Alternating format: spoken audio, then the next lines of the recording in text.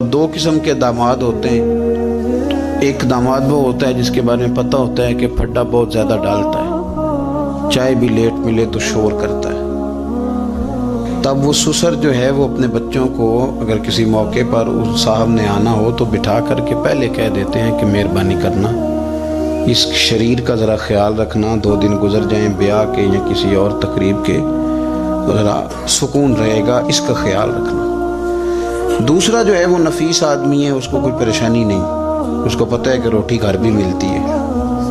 या मैं मेहमान आया हूँ तो अब उसके रिश्तेदार वो कह रहे होते हैं कि इसकी खैर है, ये तकलीफ़ नहीं देता।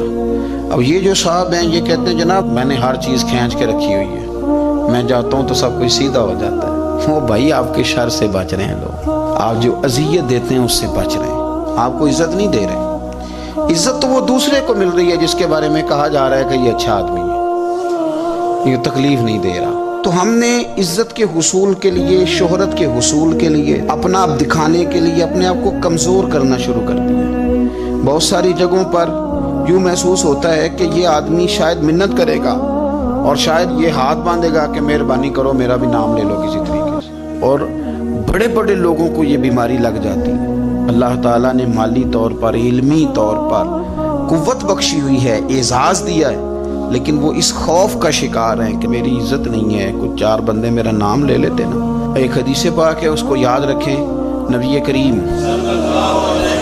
अलैहि वसल्लम ने इरशाद फरमाया कि जो बंदा दुनिया में शोहरत का लिबास पहनेगा अल्लाह ताला उसे जिल्लत का लिबास पहना देगा। ये बुखारी मुस्लिम की हदीस। क्या मतलब है इसका? कि वो जिस रास्ते पे चल रहा है ना कि मैं ये काम भी करूं ताकि मेरा नाम हो जाए, ये काम भी करूं मेरा नाम हो जाए, फलाना भी करूं तो मेरा नाम हो जाए, चूँकि मकसूद नाम है, उसने लिबास पहन लिया है शोहरत का, इरादा कर लिया है शोहरत का। माना ये कि उसने अपने ऊपर तारी कर ली है, जिस तरह लिबास पूरे वजूद पे ढांप लेता है, इस तरह उसने शोहरत ही शोहरत अपने ऊपर तारी कर ली है, तो फिर रब उसे रुसवा कर देगा। देखें, मैं आज जो बात खास करके अर्ज करना चाह रहा हूँ, मैं ये समझता हूँ कि इसमें ज़्यादा दीनदारों को ज़रूरत होती है बचने की। एक बंदा उसने हज किया ही नहीं तो उसने हिफाजत क्या करनी, लेकिन जिसने हज किया है उसने अपने हज की हिफाजत भी करनी। एक साहब ये हैं कि जिन्होंने दीन का नाम लिया ही नहीं, और एक वो साहब हैं जिन्होंने ये कहा है कि मैं बादशाह हूँ, मैं इमामे वाला हूँ, मैं दाढ़ी वाला हूँ, मैं कुर्ते वाला हूँ, मैं फलां साहब हूँ। तो आप बजाय इसके कि बगैर दाढ़ी वाले पर तंज कर रहे हैं, आपने अपने आप को महफूज करना है, इन चीज़ों की आपने हिफाजत करनी।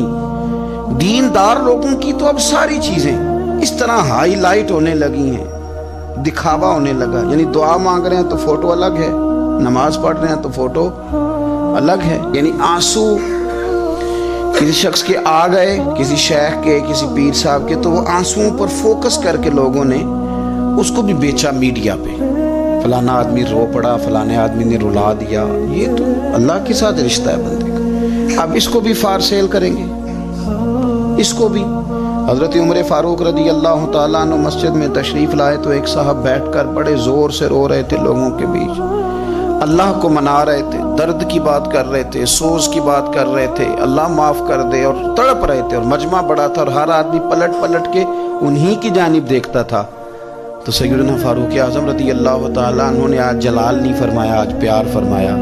उसके करीब गए, जब वो फारिग हो गया उसको थपकी दी, फरमाने लगे ये जो तुमने लोगों के बीच बैठ के किया है ना, और तेरी दाढ़ी आंसुओं से भर गई है, ये 2 कतरे आंसुओं के तू अकेले में बैठ के बहा देता तो रब तेरे ऊपर खास रहमत का नज़ूल फरमा दे।